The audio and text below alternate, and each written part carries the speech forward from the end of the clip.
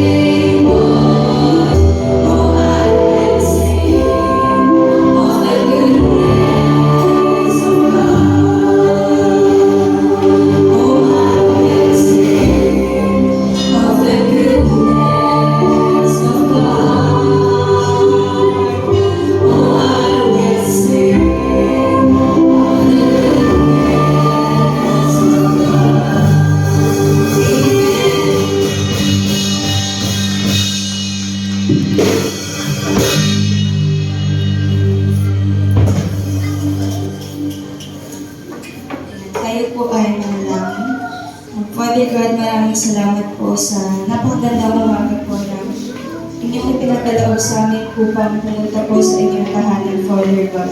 Nawa po na ang mensahe na aming maririnig ay maisapuso namin at maisabuhay po namin, Father God. Gabayan niyo po magdadala ng mensahe na ito upang maiparating po sa amin ang nais niyo pong marinig namin, Father God.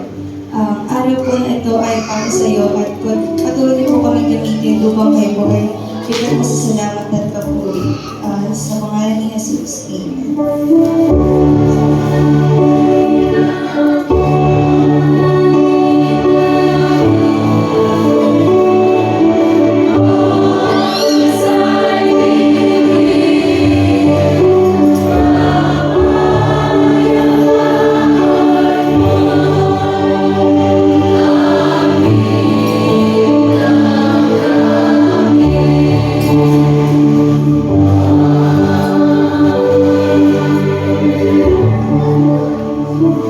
Ngayon, madali naman tayong magkasala dahil wala na tayo sa ilalim ng kautusan, hindi nasa ilalim ng magandang loob ng Diyos. Di ba ninyo alam na kapag pagsama kayo sa sinuman ng Diyos, kayo nagiging alipin nito. Maging ito'y kasalanan na hanggang sa kamatayan o pagsunod sa Diyos na hanggang sa pag-ibig. Ngunit salamat sa Diyos, kayong dating mga alipin ng kasalanan ay taos-pusong sumunod sa katotohanan na nasa aral ay binibigay sa inyo. Inaya na kayo sa kasalanan at kayo ngayon ay mga alipin na Gumagamit ako ng karaniwang pangungusap dahil sa inyong likas na kahinaan. Kung paano ipinailalim ninyo noong una ang inyong sarili sa karumihan at sa kasamaang palala bilang alipin ng katuwiran para sa mga banal na nalulung.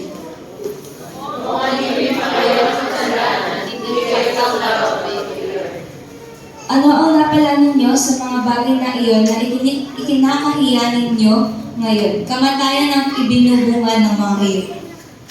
Ngunit kayong nilaya kayo mula sa kasalanan at naging alipin ng Diyos. Ang namunin niyo sa buhay na matalan at ang tunay ko ay buhay na walang hanggan. Sapagkat kamatayan ang kabayaran ng kasalanan, ngunit ang walang bayad na kaloob ng Diyos ay buhay na walang hanggan. Sa pamamagitan ni Kristo Jesus na ating Panginoon.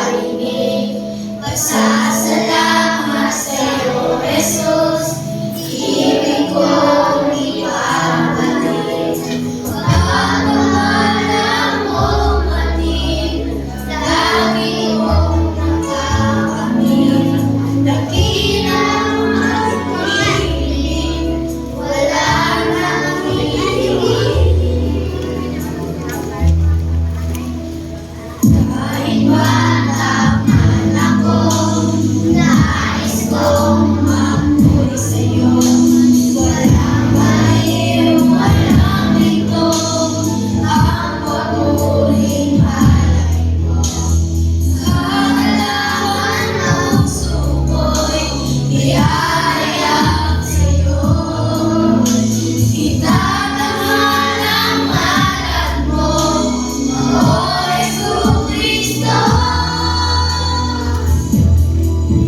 Kataas-taas ang Diyos nahin, purihin ka. Kapanan-panan ang Diyos na lahat, dakila ka. Makapangyarihang Diyos sa langit, wala nang hihigit. Papuri ko at pagsamba, Hallelujah, ang aking awit.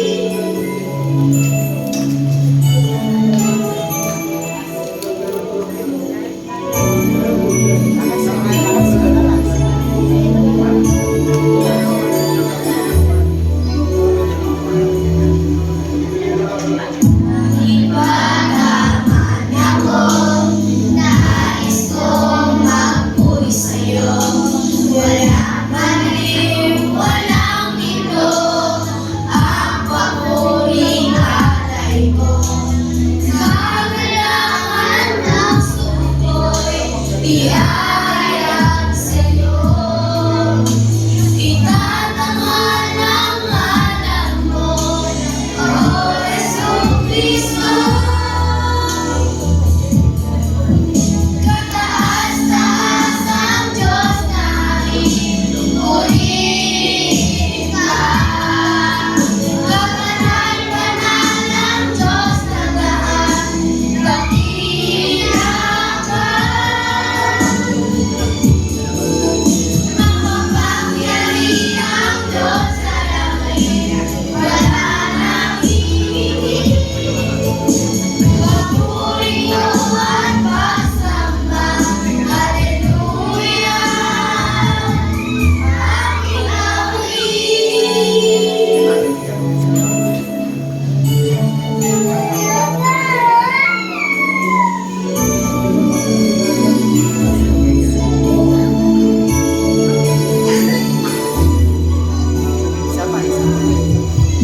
Mataas ang Diyos nahin, purihin ka. Kapanan-panan ang Diyos na lahat, dakila ka. Makapangyarihang Diyos sa langit, wala nang hihigit. Papuri ko at pagsamba, Hallelujah, aking awit.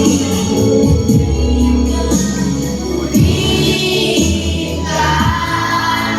Kapanan-panan ang Diyos na lahat, dakila ka. Makapangyarihang Diyos sa langit, wala nang hihigit. Papuri ko at pagsamba, Hallelujah, aking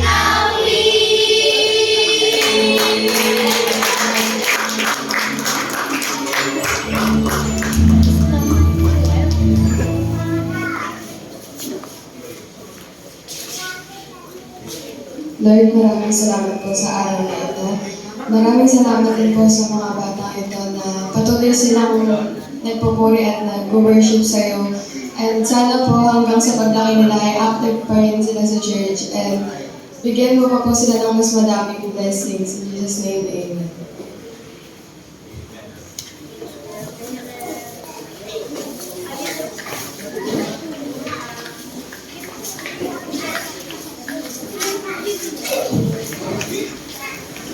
Basa sa mga sulat ni Mateo, talatang 10, 40 hanggang 42. Ang tumatanggap sa inyo ay tumatanggap sa akin, at ang tumatanggap sa akin ay tumatanggap sa nagsugo sa akin.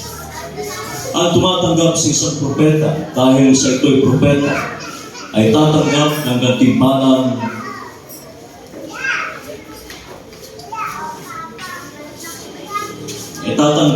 gantimpalang nauukol sa propeta. At ang tumatanggap sa isang taong matuwi, dahil sa ito'y matuwi, ay tatanggap ng gantimpalang nauukol sa taong matuwi. Tandaan ninyo, sino mang magbigay ng kahit isang basong malamig na tubig sa isa sa mga maliliit na ito, dahil sa siya'y alagad ko, siya'y tiyak na tatanggap ng gantimpala. Ang mabuting balita ng ating Panginoon.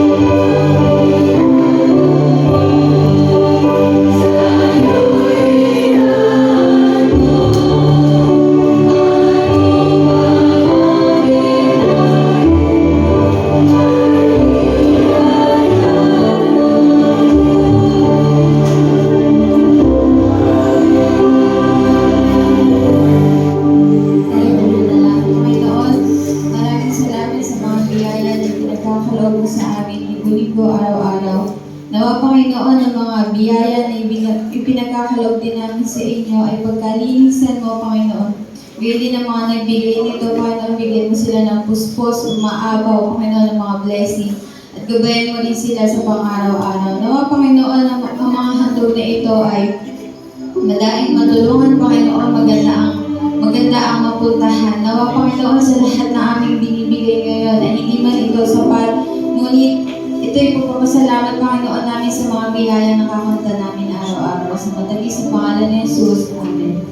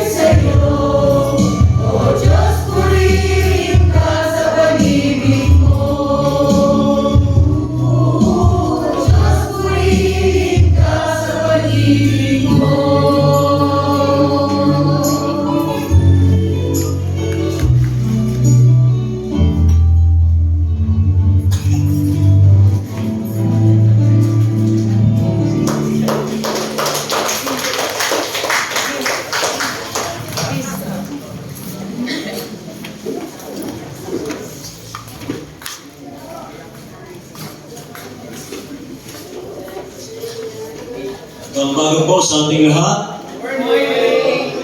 Parang mahina yung palakpak kanina sa choir natin. Kailangan natin may follow-up bago lumakas yung palakpak. Salamat din tayo dahil ang ating outreach, maganda yung balita, numero kahapon ay 27. Sana po ay umakyat yung bilang, hindi... Alakpakan nga natin yung mga nagpadala ng magulang, mga kapatid natin. Mukhang nakilig kayo, ano po? Mukhang nakilig kayo. Mukhang naging masunod. Sumunod tayo sa Diyos na nagpaalala sa atin yung ating mga anak. Dahil isa sa ating pagbasa ngayong umaga, katulad ng sinasabi sa Genesis 22, sinabi ng anghel, huwag mong patayin ang bata, huwag mo siyang saktan. Natitiyak ko ngayong handa kang sumunod sa Diyos sapagkat hindi mo ipinagkait sa Kanya ang kaisa-isa mong anak. Amen ba lang? Kaya po, mapalad tayo lahat dahil hindi natin pinagkakait ang ating mga anak.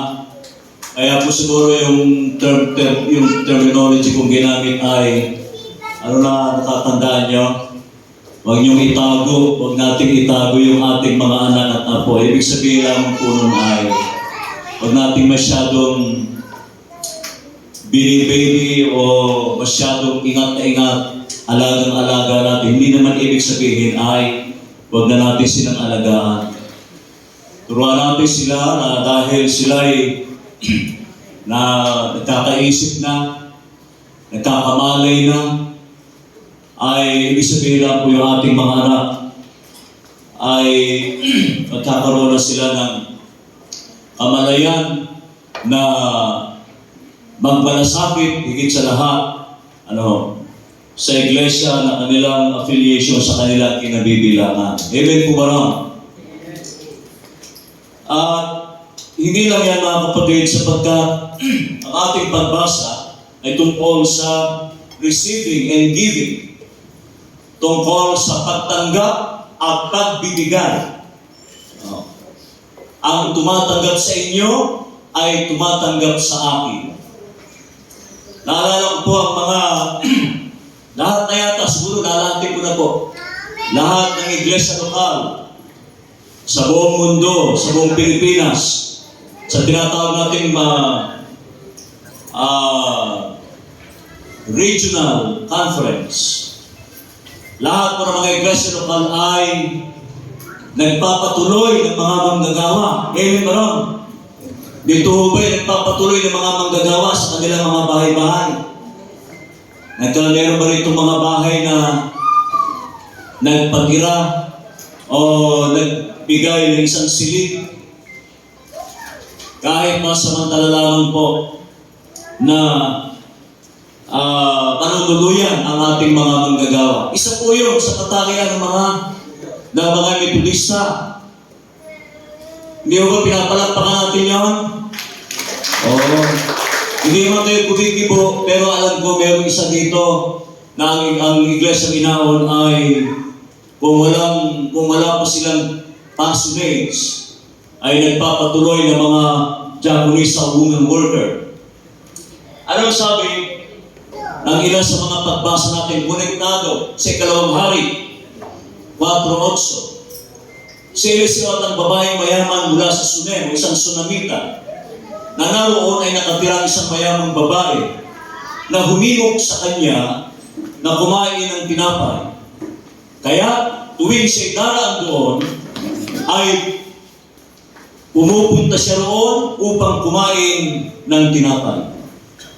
Kaya tuwing siya'y daraan doon, sabi dito, sinabi niya sa kanyang asawa, tingnan mo, aking nahahalata na ito isang banal na tao ng Diyos na laging nagdaraan sa atin.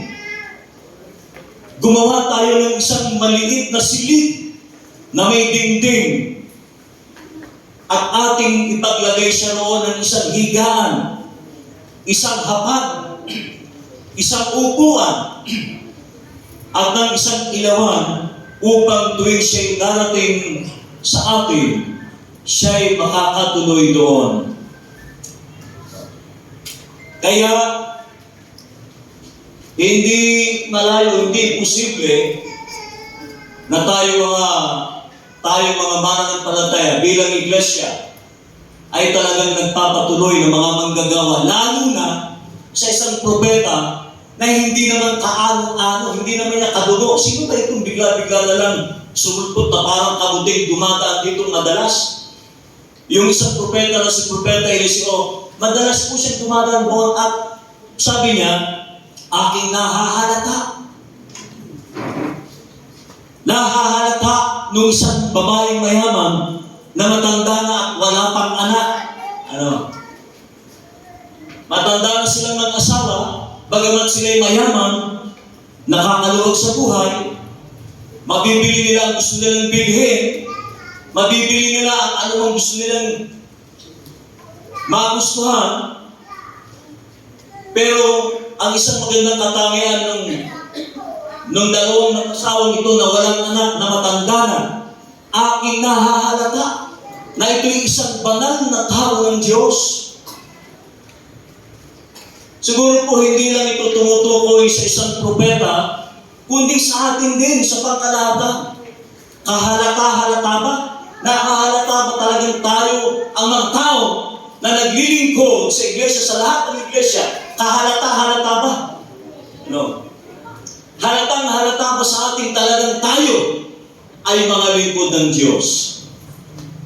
At kahit na hindi niya kaano-ano, kadugo, sino ba itong bigla-bigla na lamang sumulpot dito na parang kabuti, nagpakita sa atin at palaging yun ang kanyang paboritong daanan. Kaya kahalata-halata ng isang babaeng mayaman na ang dumadaan doon ay isang banal na tao at banal na lingkod ng Diyos. Ano po? Kahit sa aming mga pinagdaan ng Bisinon, marami pong mga miyembro, maraming mga kapatid natin na nagpapatira, nagpapatuloy, nagpapatulog, nagpapakain pa. Si Ate Emilio siya'y matagal, halos 2 taong nabisinos sa Pamarawan. Hindi pa ganun kalago. Ang mga kapatid doon, wala pa rin silang parsonate o bahay ng Japanesa. Dahil ang mga kapatid natin sa Pamaraw, karamihang majority ng hanap buhay doon ay magdaraga. Naghahanap buhay sa bangka, sa tubig. Kaya hindi pa talaga sila makapagpatayo. Ngayon po, air condition na ang kanilang iglesia. Ang ganda pa na kanilang pastorates. Bakit? Dahil lahat ng mga manggagawa, woman, water, Japanese, lahat ng mga manggagawang tumuloy sa kanila, itinalaga sa kanila, ay kanilang pinakain at pinatuloy, binihisan, pinaglingkuran. Kaya talaga namang hindi katakataka ang simbahan nila ngayon. Mas maganda pa sa simbahan natin dito sa Inaon. Amen ba ron? Hindi lang maganda, hindi lang pinturado yung semento, air condition pa. Sino nakarating ng Inaon? Ng Pamarawan. Sino na po nakapunta ron? Samantalang, noong nagpapasimula ang Pamarawan ay walang gustong pumunta, walang gustong dumalaw, walang gustong magtagal na manggagawa kahit nasa kalagayan nila ba. Pero isang magandang katangian nila ay yung kanilang pagpapatuloy sa mga manggagawa, yung kanilang pagpapakain sa manggagawa, yung kanilang pagmamalasakit sa mga lingkod ng Diyos. Kaya, sabi dito, ang tumatanggap sa inyo ay tumatanggap sa akin. At ang tumatanggap sa akin ay tumatanggap sa nagsugo sa akin.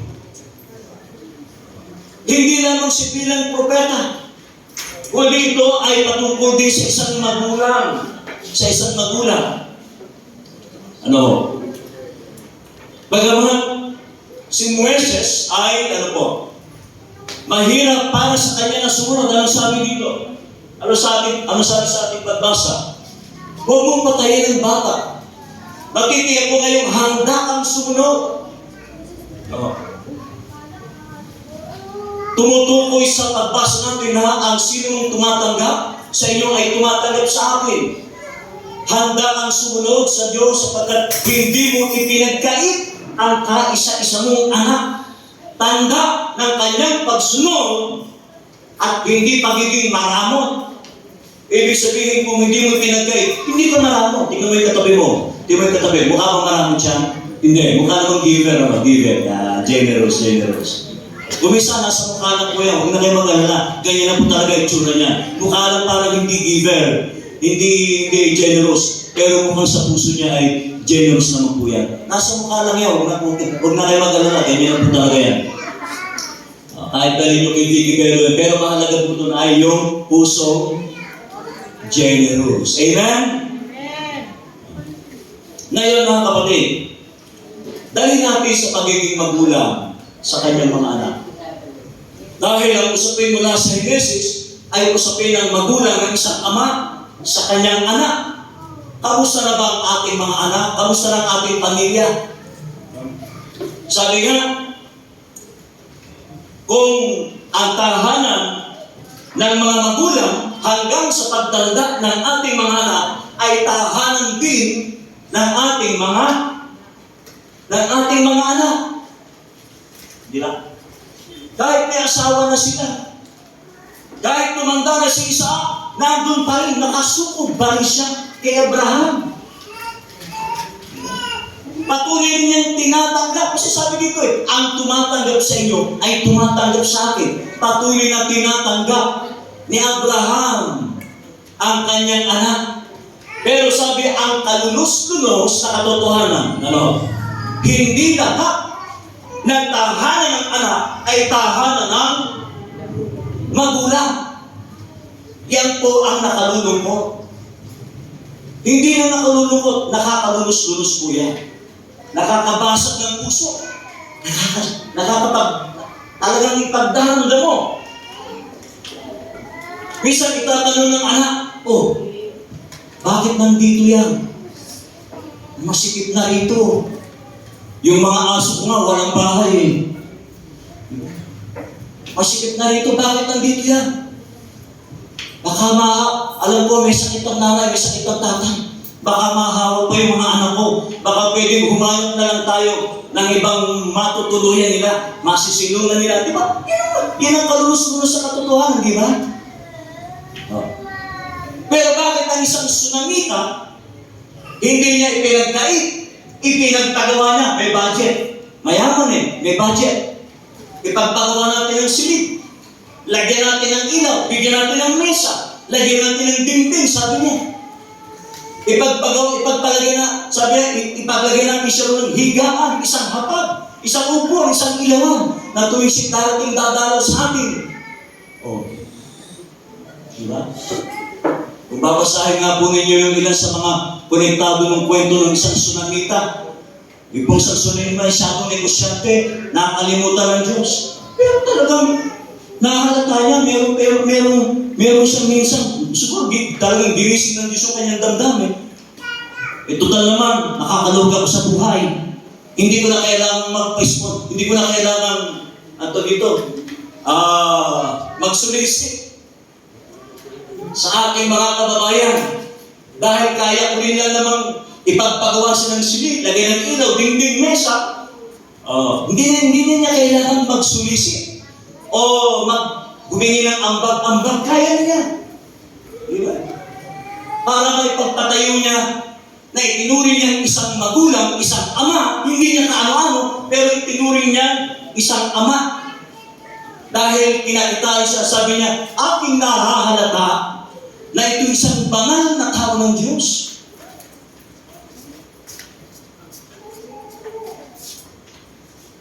At kuminsan ay nagkakaroon tayo ng pagninilay-nilay, kahalata-halata din ba sa atin bilang mga taong simbahan na talaga nga bang tayo ay anak ng Diyos.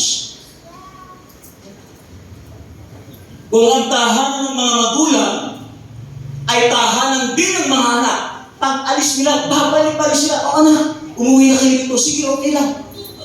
Ipaayos mo yung ilan kung kailangan magkaroon ng expansion. Panunuwagan ko pa. Alisin ko talagang tanggap na tanggap.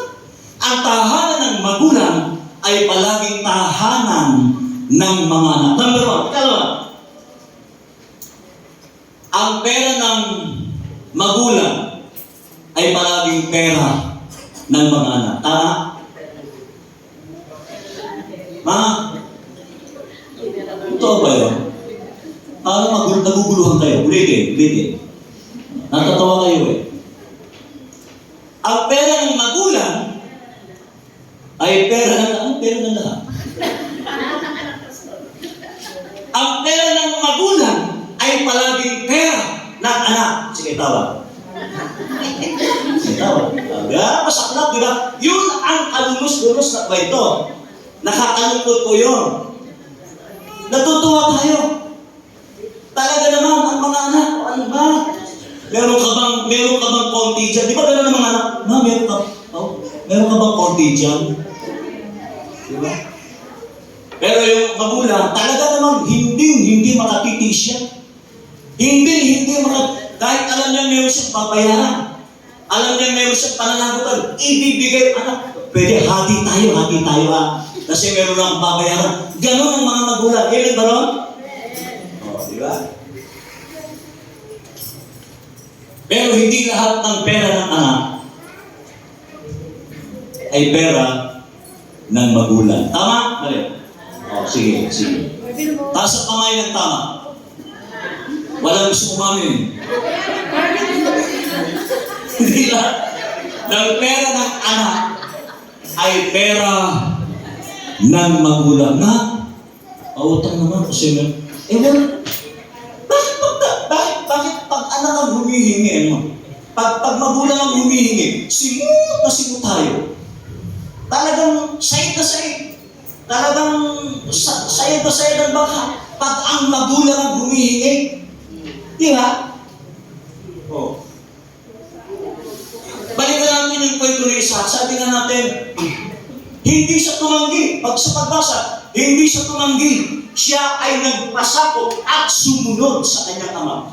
May isip na si Isa, puno, may isip na siya. Pero bakit? Hindi siya tumanggi, hindi siya kumiling.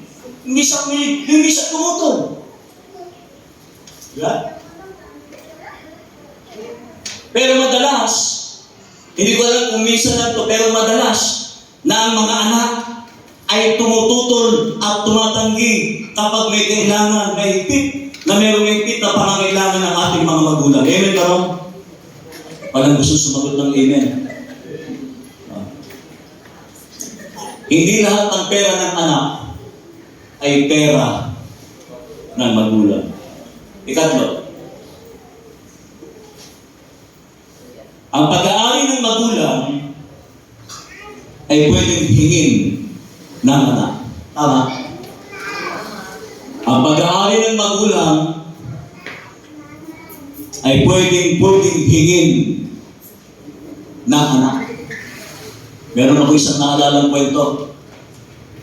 Yung anak na palaging sa tuwing siya darating, uuwi sa tahanan, lagi siyang may pasalubong sa kanyang ina, sa kanyang nanay. Nag-uwi minsan ng ice cream. At ang sabi ng anak, Ma, ice cream po. Sabi ng magulang, sabi ng nanay, anak, pakilagay mo muna dyan sa ref. At maya-maya, dumating yung isang kapatid. Pagbukas ng ref, Nay, may ice cream! Kaninong ice cream to? At ang sabi ng magulang, sige anak, kainin mo na. Talagang mga nanay. Ay talagang mga magulang, Yung pag-aari natin, talagang pag anak ang humingi, hindi tayo makatanggi. Tama ba? Hindi tayo makatanggi. Ang sabi nung isang anak na nagbigay ng ice cream, bakit kinain yan? Sa mama yan. Sabi ni nanay, akin na daw po akin na lang daw po. Kita nyo na. Nagagalit yung isang kapatid. Nagka-problema yung kagalit pa yung dalawang kapatid kasi yung kanyang pasalubong na ice cream ay para sa kanyang nanay. Nakita natin yung na ang mga magulang, na ang mga magulang talaga ay laging bukas, hindi lang kanilang tahanan, hindi lang kanilang bulsa, hindi lang kanilang puso, kundi lahat-lahat pagdating sa anak, talaga naman, hindi sila makatanggi. Bakit sinabi ng Diyos, sinabi ng Kristo? Tandaan ninyo, sino mang magbigay ng kahit isang basong malamig, magbigay, pag nag-ibig, isang siko ang layo, isang dipa, di ba? Sa sukat, yung daw pong isang metro, pag sinukat nyo, nung kami pinasa sa planning, ang isang metro ay kalahati nito at isang dulo. Yan po yung isang metro. Tama ka? Yung mga engineers dito, mas magaling tayo sa akin. Isang metro na po yan, kalahati ng dibdib mo. Sukatin po ninyo, isang metro yan. Huwag di kayo naniniwala.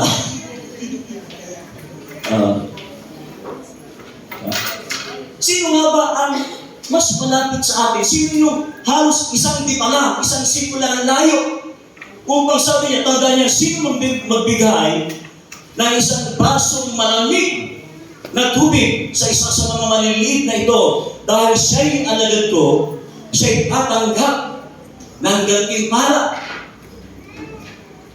Kahit na sino pa sila, mas lalong-lalo na yung malapit sa ating puso, yung isang di pala na layo. Sino? Yung ating mga magulang. Kaya kung minsan, sasabihin natin, minsan, sa mga anak, lagi kong iniisip, lagi kong pinapaalala ng sarili ko na wala akong karapatan sabihin sa aking mga magulang, bakit wala kayong naipon? Yung mga magulang, bakit wala kayong naipon? Dahil, bakit wala kayong naipon? Ipinautang ninyo? Bakit wala kayong naipon? Dahil, ibinigay nyo lahat sa inyong mga anak. Ako po mga anak. Ingat tayo. Kahit pabiro, hindi natin dapat sinasabi. Nay, wala kang naipon. Tumanda kang ganyan, wala kang naipon. Tumanda kang ganyan, wala kang naipon. Isip-isip. Pag may time, isip-isip. Sa ating mga anak, na hindi natin dapat sinasabi sa ating mga magulang, bakit wala silang naipon sapagkat ibinigay sa ating lahat na tayong mga anak. Amen? Yun po ang katotohanan. Ano nga ba? Ang isang baso ng tubig. Huwag nang malamig. Masyado kasing para bang napaka-discriminative nung kwento. Bakit kailangan malamig na tubig? Isang baso tubig na lang. Huwag na yung malamig. Masyado nagdi-discriminate pagka sinabi pa natin malamig. Pag mayaman, malamig. Pag hindi mayaman, malingang. Pagka ordinary tao, nadi-discriminate Bakit kaya malamig? So pag isang ordinary, tubig lang. Pero pag dumating ang isang kapatid na medyo magandang bis, ano papakain mo? Painom mo? Soft drinks or mas masarap-sarap na inumin, di ba? Kaya nung aming dinidiscuss ito, masyadong discriminatory yung kwento. Bakit malamig? Pwede naman sabihin na lang na isang basong tubig na lamang. Sino nga ba? Ang mga nakikita nating tao, mga kapatid, na pwede nating abutan ng isang basong tubig. Maaaring ito'y malapit sa ating buhay, sa ating pamilya, yung mga magulang na wala silang masiguran. Sabi ng isang kwento, sabi nga, anak, baka naman pwedeng mahingi na to. Baka pwedeng mahingi na to. Naku, sinusunod ko pa yan ito na lang, anak, baka pwedeng mahingi ito. Naku, may napakakuha na ako niyang pagbibigyan Nagsawa na yung magulang ng hihingi, hindi na humingi. Umuwi na lang. Diba? Kung minsan yung ating hihintay pa natin mabulok at amagin yung ating mga gamit bago natin ipamahagi, ipamigay. Lalo-lalo na, ibigay sa ating mga magulang, di ba? Kaya sabi natin mga kapatid, isa sa pangako ng Diyos sa atin, lalo sa ating mga anak, walang anak, katulad ng isa na sa panahon ng kanyang pagtanda, sa panahon na dumating ang kanyang sapat na gulang na edad, na kaisip, laging nandoon ang kanyang simpatiya sa kanyang amang si Abraham, sa kanyang inang si Sarah. Wala. Bakit nga ba, hindi naman dito, bakit nga ba maraming mga anak ngayon, kapag gumiginhawa na sila sa kanilang mga magulang, ay gumaginhawa na sa kanilang buhay, ay nagiging maramot na sa kanilang mga magulang. Tignan mo yung katabi mo. Tignan mo yung anak mo. Mukha bang maramot sa magulang yan? Tignan mo yung anak mo. Ngayon, kung tingin mo parang, tingin lang naman. Ganyan talaga itsura niya, wala na magagawa. Si Bibi Belo na kailangan nyo. Bakit nga ba sa ating mga anak, kapag gumiginhawa na tayo sa buhay, napakaramot natin sa magulang? No? Bakit ang magulang? Pag walang-wala ang mga anak-anak, umuwi ka rito, kung ano lang ang meron dito. Pagsaluhan natin. Isinanlang sa gawing Pangasinan, isinanlang ng magulang yung kanyang tricycle. Ibinenta niya ng 15,000, 15,000 lang, 15. Maayos-ayos pa. Talagang mahilap-hilap pa yung itsura ng tricycle. Ibinenta yung tricycle para lamang sa pag-uwi ng anak, nagbigo sa pagmamahal, bigo sa pag-ibig. Ibinenta yung tricycle para lamang makapag-umpisa ng isang maliit na hanap buhay, yung isang anak na hiniwalayan ng asawang bigo sa pag-ibig. Ito yun, tricycle binenta.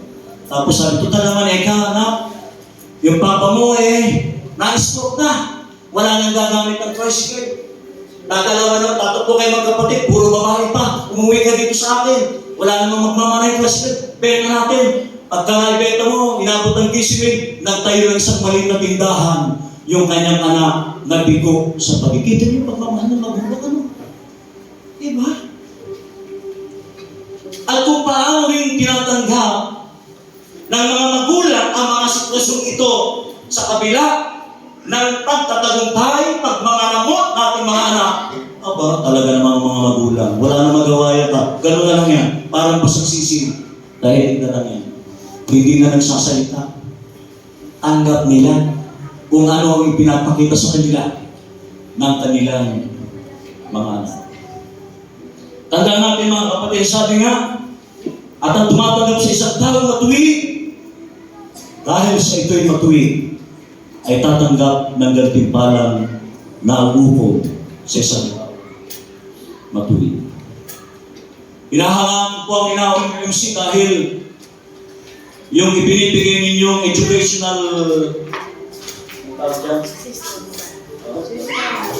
assistance, at nung minsan ay nagpaalam sa atin si Kuya Aaron, sabi niya, hihingi din siya ng tulong sa Mayaf para may pagpakain sa kids. Pinihin niya ako, sabi, basta kalinaw lang, wala tayong magiging problema. Kung nakikita at nagbigay, alam kung sino-sino nagbigay, huwag tayo magkaroon ng problema sa pera. At alam natin lahat po ng motibo niyan ay mainam. Mabuti mga kapatid. So, mga taong nais natin masigit na nangangailangan, upang abutan natin sila ng isang malamig na tubig, ng isang basong tubig. Katulad ng sinasabi sa atin ng ating Panginoon sa Kristo. Alam po ninyo, ang isang gantimpalang ibinalik ng Diyos sa pamamagitan ni Eliseo, sa isang babaeng Sunamita, sa isang babaeng taga-Sunem, Sunamita, naligaw sa ng landas, pero parang bigla-biglang may tumubo sa kanyang puso na mukhang ang tao ito ay mabuti. Mukhang ang likod na ito ay matino. Mukhang ang likod na ito ay katiwa-tiwala. Tingnan mo yung katabi mo, mukhang katiwa-tiwala. Yan, tsura niya. Tingnan niyo, mukhang katiwa-tiwala pa. Yan. Mukhang katiwa-tiwala. Sabi niya, nagtatawa yung babaeng Sunamita. May kinalaman sa ating teksto. Sabi niya, magkakalat pa ba ako? Sabi niya, sabi ng babaeng Sunamita kay Propeta, ano ba ang kasalanan ko sa iyo? Bakit mo sinasabi sa akin? Pagkatapos sa ilang araw, ay naglihi yung babaeng Sunamita, matanda na. Matanda na siya. Naglihi. Ibig sabihin, binabalik ng Diyos ang anumang tulong sa pamagitan ng pagtanggap natin. Kaya, salamat po kasi ugali-ugali na ng mga iglesia na nagpapatuloy ng mga manggagawa sa kabila kahapon sa aming program planning. Sa kabila ng aming mga pagkukulang, sabi nga, ay patuloy nyo kaming tinanggap, patuloy nyo kaming tinatanggap. Katulad ng pagtanggap ng isang babaeng Sunamita, ginantimpalaan ng Diyos ang babaeng Sunamitang matanda na at wala nang kakayahang mag-produce pa ng anak. Pinigyan siya nila.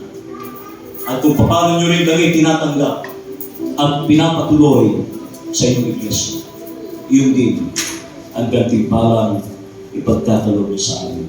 Ipagkakaloob sa inyo ng Diyos.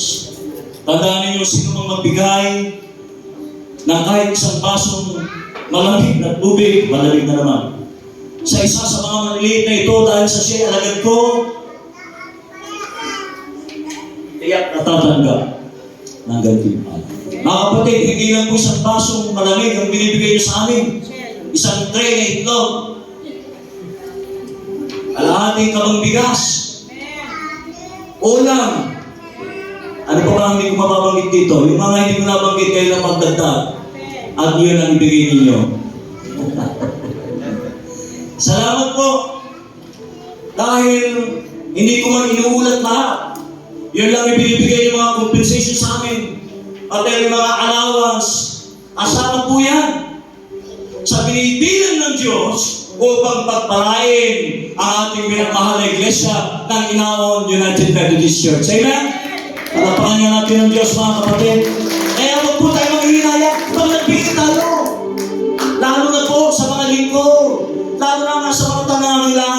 Huwag na huwag tayo maghihinayang. Hindi lang po receiving, tanggap ng tanggap. Hindi pwedeng ang mentalidad natin ay tanggap lang ng tanggap. Kailangan din naman ay nagbibigay tayo. Sapagkat may kaakibat na gantimpalang tatanggapin tayo mula sa ating Diyos. Sa pangalan ng Ama, ng Anak at ng Banal na Espiritu. Amen.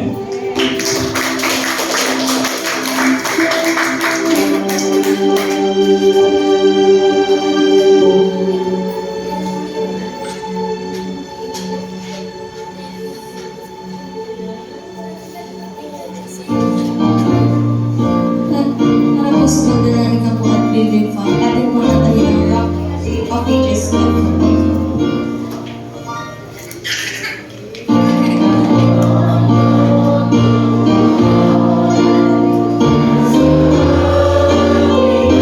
Sa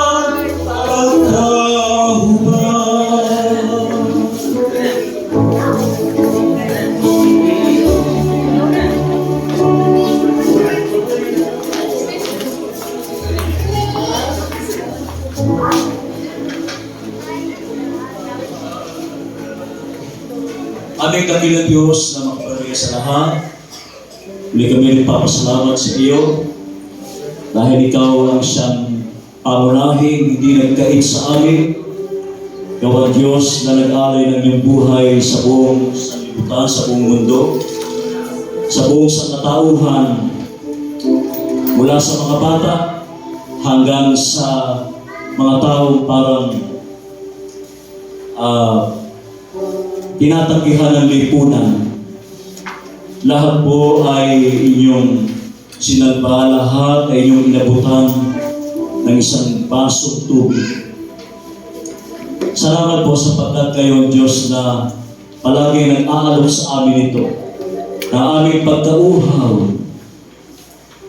At sana po kung kami naman ay nabubusog, tinatanggap namin ang lahat ng pagpapalang ito, kung paano kang hindi naging maramot, kung paano kang hindi makasarili, gayon din naman kami sa aming kapwa.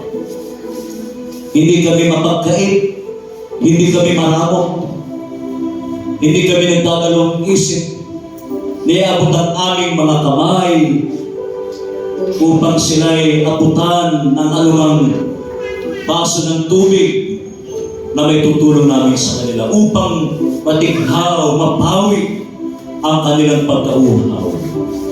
Maraming salamat po, dakilang Diyos. Kahit si Abraham, nag-iisang anak na lamang niya, ay hindi niya ipinagkait ang kanyang kahit sa isang anak na si Isaac. At nakita mo sa kanya ang kanyang pagsunod at pagpapasakop at ang kanyang itutuloy na ang pag-ibig sa kanyang anak, siya'y pinigil mo. Nakita mo sa kanya na hindi siya nag-alilangang sumunod at pagkatapos ng lahat ay hinangaan mo siya, pinalakpakan mo siya, binigyan mo siya ng isang marangal na buhay, isang masaganang buhay. Kung kaya sa panahon na din kami sumusunod sa iyo, ay pinapalitan mo ng gantimpala. At tulad ng ginawa mo kay Moises, kay Abraham, kay Isaac, pagkatapos ng kanilang pagsunod, pinapalitan mo ng panibagong iaalay, iahandog. Ganyan din dakilang Diyos sa kabila ng aming pagtulong, pagkakawang gawa, lalo na po sa mga mission ng Inaon United Methodist Church. Papalitan din po ninyo ng masaganang biyaya, ng magalang gusaling sampahan, lalo niyo pang pag-aapawin ang kanilang kabuhayan, hanap buhay, lalo niyo pang pasasaganain, pagtatapusin ang kanilang mga anak sa kanilang pag-aaral, sapagkat ibinabahagi nila ang anumang mayroon sila, anumang isang basong tubig na meron sila, kung isa ay higit pa kung ano ang meron sila, ay binabahagi po nila higit sa lahat sa kanilang mga manggagawang itinalaga mo sa takong ito ng Inaon. Hindi lamang pinadalaw, pinapakain, pinapatira sa kanilang mga tahanan, itinuring na anak, itinuring na kadugo. Salamat po, dakilang Diyos. At alam kong gagantimpalaan mo ang mga pamilyang itong nagpapatuloy sa mga manggagawang tinatalaga ito. Salamat po, dakilang Diyos. Hindi lamang sana kami tanggap ng tanggap, kundi matutuloy naman ang aming mga kamay na magkaloob ng isang basong tubig. Matutuloy naman kami maging generous, dakilang Diyos. Hindi palaging kabig ng kabig, pakuha ng pakuha, padakot ng padakot, at hindi malamang namin naiulat ang aming mga palad upang bigyan ng mga tao mas higit na nangangailangan. Salamat po, dakilang Diyos, sa pagtanggap at pagkakaloob sa amin. Ito pong aming samot na langin sa makapangyarihang pangalan ni Jesus. Amen.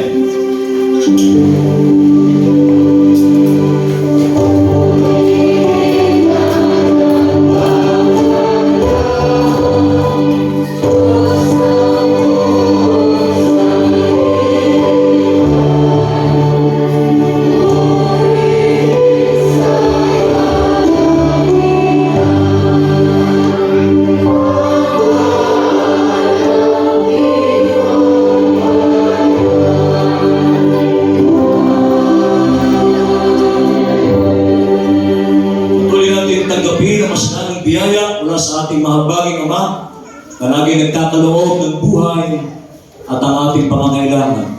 Kung paano tayo tumatanggap, ngayon din namang magkaloob sa ating kapwa sa abot ng ating makakaya. Samahan tayo sa pamumuna ng kanyang Banal Espiritu Santo mula ngayon at magpakailan pa man. Amen.